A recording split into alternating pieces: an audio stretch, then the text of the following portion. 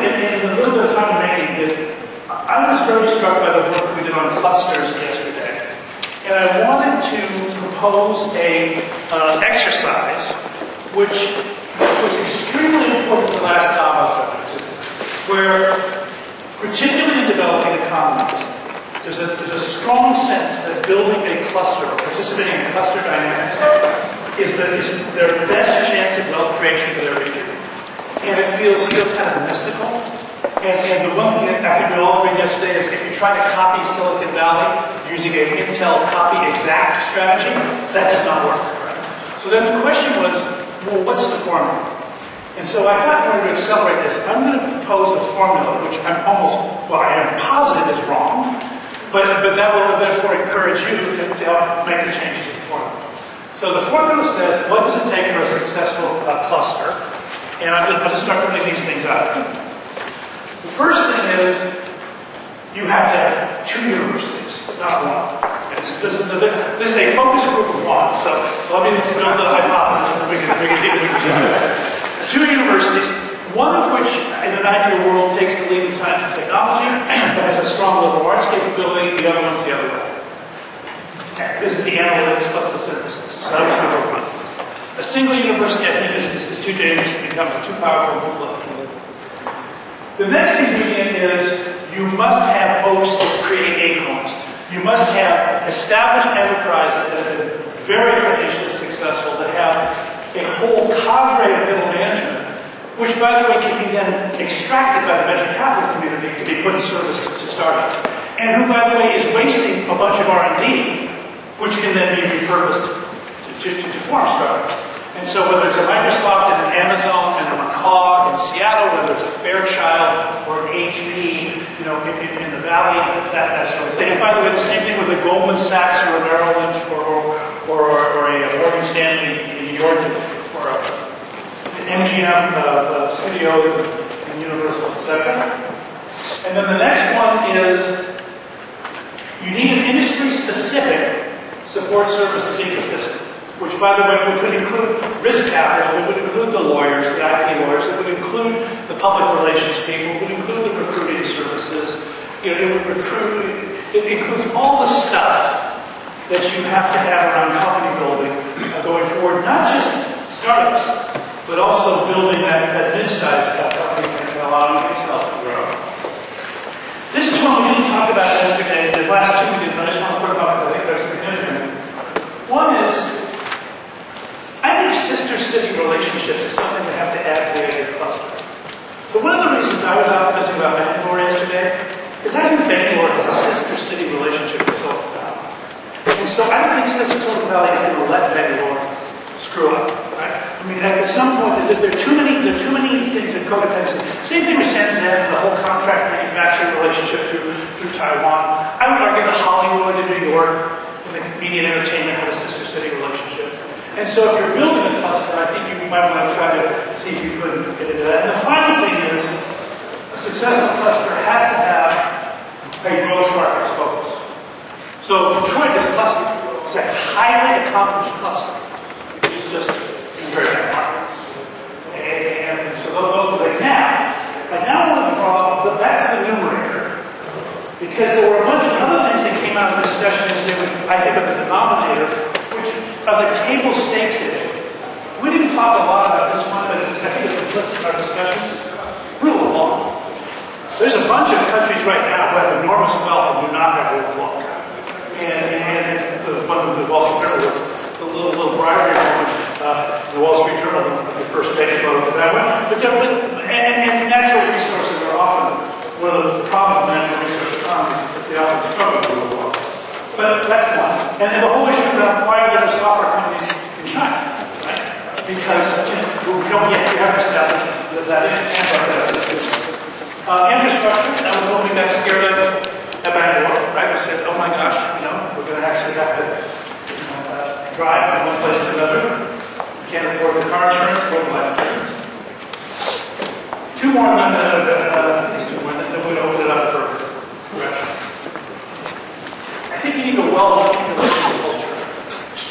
This is one of the challenges of certain European countries, where fundamentally this is very strong cultural bias against wealth accumulation. And in the cluster, the object is to accumulate wealth, then you distribute wealth. If you try to gate wealth accumulation through wealth redistribution, you will not accumulate the wealth. A little bit like people that try to monetize their website before they have, lots and lots of violence. And then the final one that I put in was social mobility. You have to have a culture which allows people to actually rise and the rewards of that. When I first started in business, because I was thinking about Tim the other day, I heard a lot of British accents in the U.S., but they weren't the British accent that was on BBC. It was the British accent that said, you know what? I'm tired of playing in a culture where I'm not being allowed to do exactly what I want to do. So those are some of the formulas. So I'm going to now push it to you to say, look, is that the formula? If you were the minister of the economy of a developing country, and you came back from this thing and said, I got it. What's missing? What's overemphasized? What's underemphasized? What's right over here? I would think there's industry-specific courses development, is that correct? I would pull out venture capital specifically as a separate component, but I think on day whether it's 2 or 3, but just like your university's successful learning course, if you have an environment where you have one overwhelmingly successful VC and the other, they dominate the same instructive way that their university. And by the way, where's Stephen from Medtronic? Is he still there?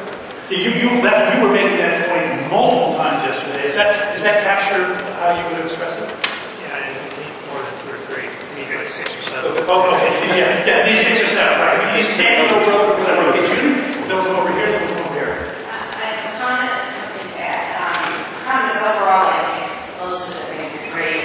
One of the reasons for 2 universities, at least in the U.S., is having a public and a private is really important because the Berkeley-Stanford dynamic, I think, brings diversity into the equation that wouldn't be there if you just had private. So Harvard, MIT is not the same thing as Berkeley-Stanford. Right. So, but Boston, that area has good public universities also. So that would be one comment.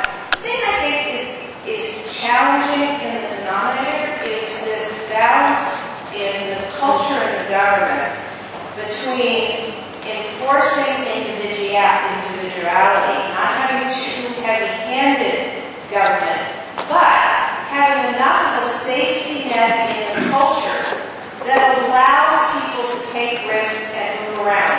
And we take for granted, I think, in the U.S., that there is a fabric of society that has somewhat of a safety net that is actually disappearing over time as certain costs rise, that allow us to have that ability and to take risks and fail that some other societies might not. So it's this very delicate balance between too much government and too little, because you do need some safety net. I don't know how to capture that in a bullet, but it's that balance. That's great. Over here, I'm not going to go over. There's lots of folks we didn't get everybody. Yeah, I was going to say one of the things.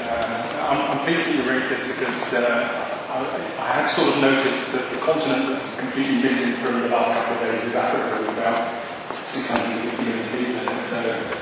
And I think there are some interesting things to learn. And in particular, if you look at a place like what's happening with Nollywood in Nigeria, one of the places that's generating a huge number of films, it's essentially created a cluster around the film industry from nothing. And Where's that?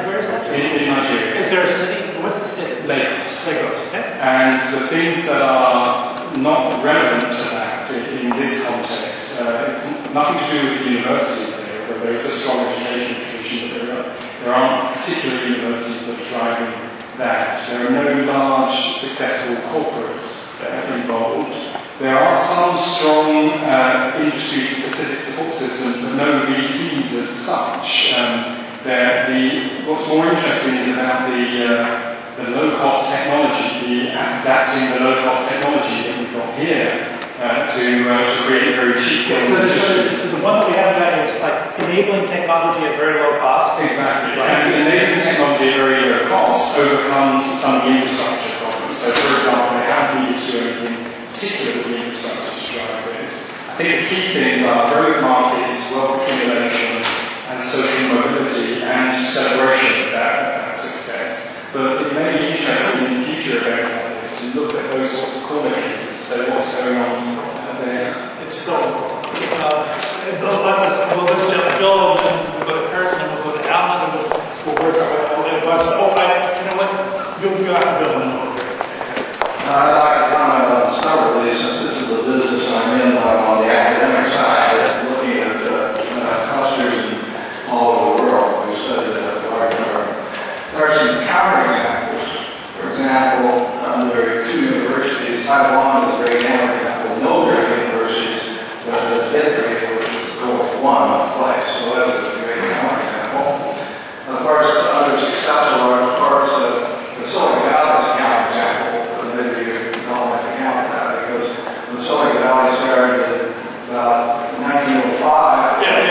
I was trying to, you're right. At some point, I was cheating, because I actually got the Silicon Valley in the next generation. Yes. Out of the venture capital, I think a lot of people, reasons to talk to me, think they bring in venture capital to make things better. Venture capital is a derivative of deal stream.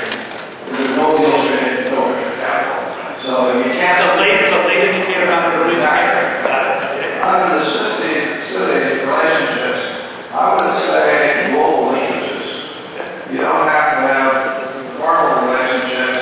Here in Silicon Valley, the strength is the multicultural, multi-ethnic mix here of those individuals who build a linkage back. In fact, if I have direct flights between the two cities, it's the most important.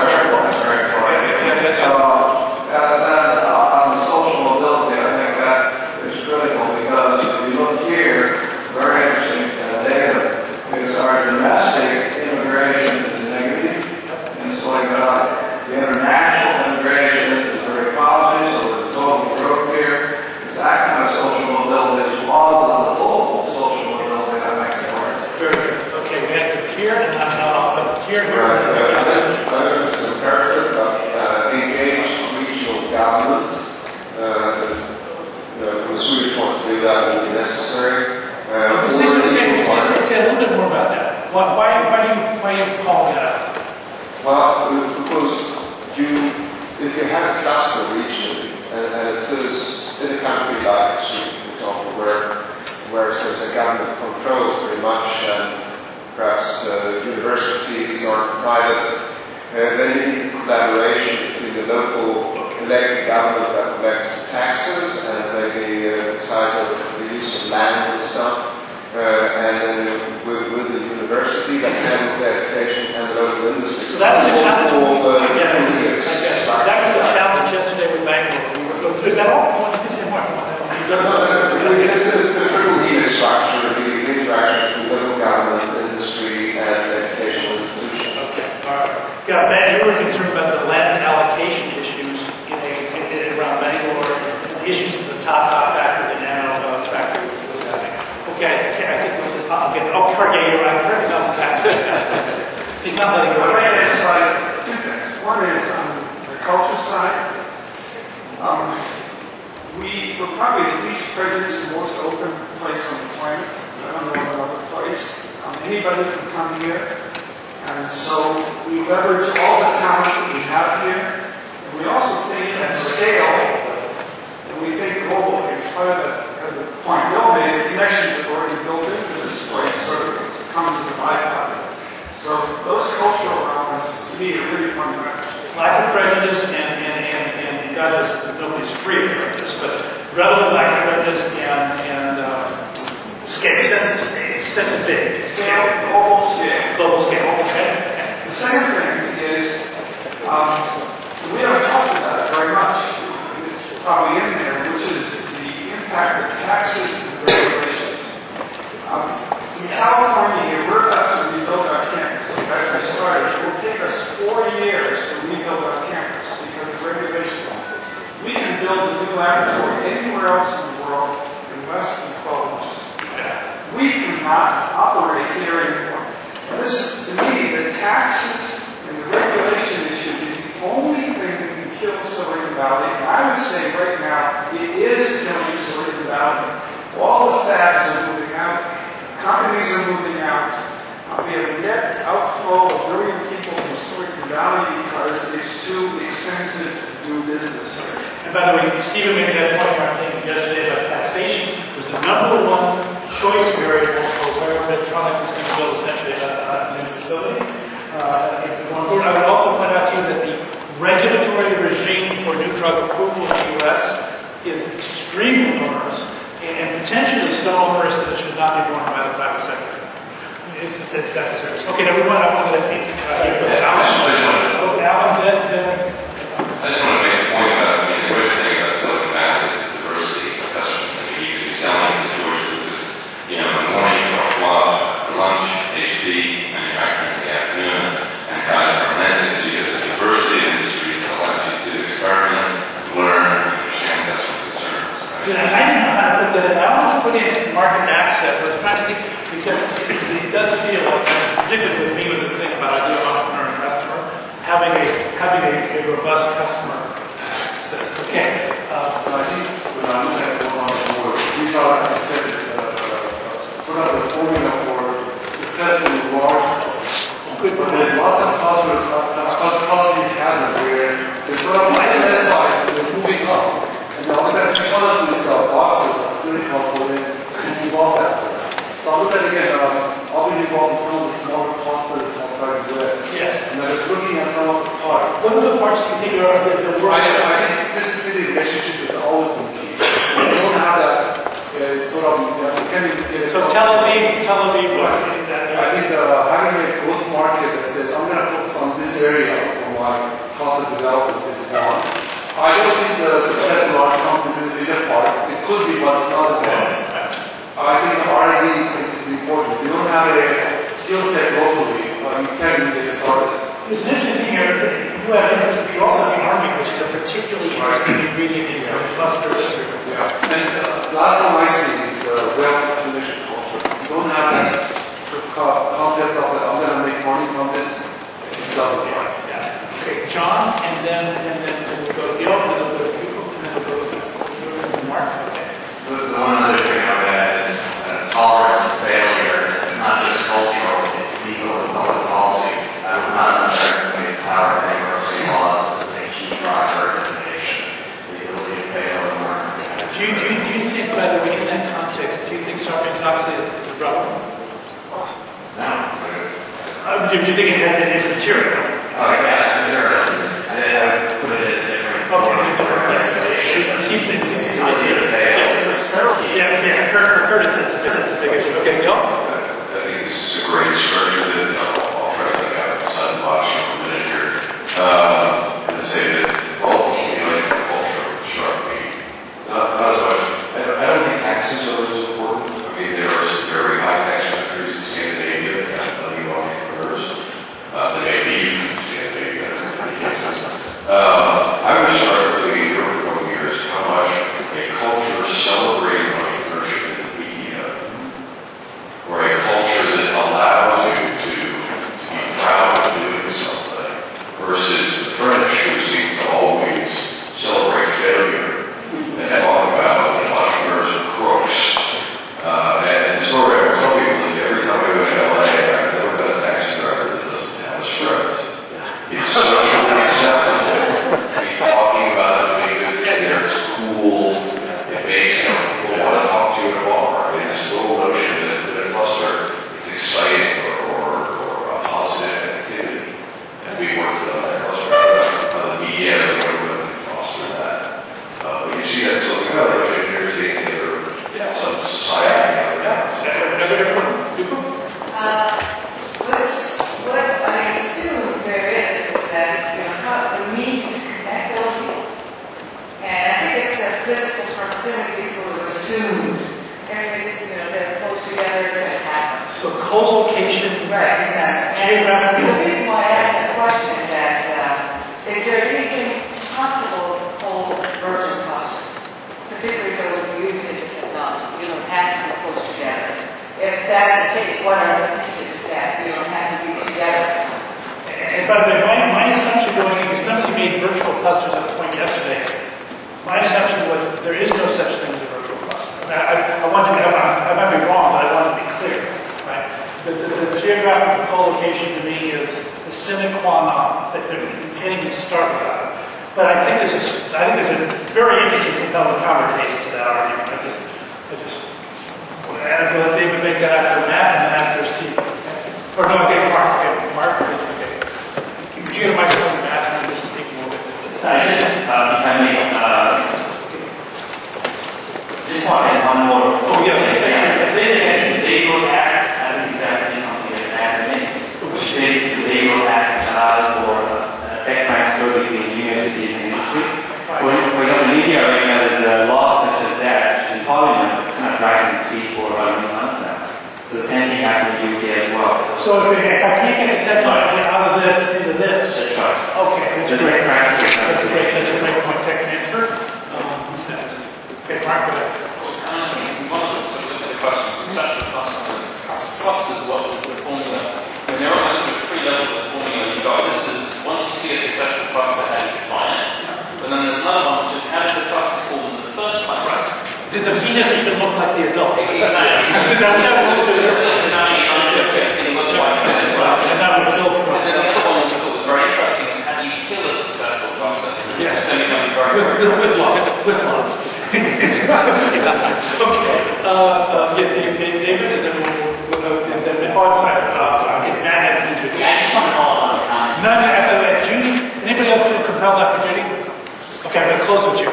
Geographic concentration. Los Angeles is a great example. When we talk to people down there about why they've been unable to replicate Silicon Valley, one of the most commonly cited reasons is it's too dispersed. And so there you've got all of these ingredients present, but it's just too dispersed. It's Judy's. There's no direct flights from Pasadena to Orange County. The notion of morphing or the threat that causes innovation play into this to become a catalytic event for a cluster. It's not in the formula right now. And maybe, I certainly think it's in the formula for innovation, and maybe it's also just, I don't know, it's not in the formula yet. So put it in. The issue is, where does the forcing threat fit into this formula? Is that the key? Great. Okay. Judy? Steve, Steve, you go first. Okay. I just have to say, like everything with innovation, formulas have to be seen through a fuzzy lens, and balance really matters. And there's 2 things in here that I think are critical, but Overbalance? if they are not in balance, they are anti-innovation. One of them is rule of law, because as we've seen in this country, litigation and the fear of litigation can actually be anti-innovative. And so that's one of those things that is important, but kept in balance. And I would argue that wealth accumulation is also one of those things that the bubble was a good example of wealth accumulation run wild, which was anti-innovation. And so I think it's a great formula, but I think we should remember that innovation in general does not fall well into very succinct formulas and need balance. That's good. Steve? So, I'm university concepts here, and I think the way issues specific how important our universities are, but I think what's missing here from the university school of management is none of this happens without management, and it's kind of very specific. Well, actually, I'm just thinking some of the balls here. Yeah, 3 is not enough. Okay. This all falls apart, we can't get middle management people. I think that's the big challenge that both China and India have. They're trying to scale the message. That's right. Okay, well, that's behind you. Just like why would the Senate entrepreneurship in media to the ability of media to report on innovation? So there's a Communities that aren't organized to do that because they have business or technology or politics, and these are different verticals. So they need the ability to have their Okay, so first of all, thank you very much. I think this is a great contribution. I think it's a great contribution back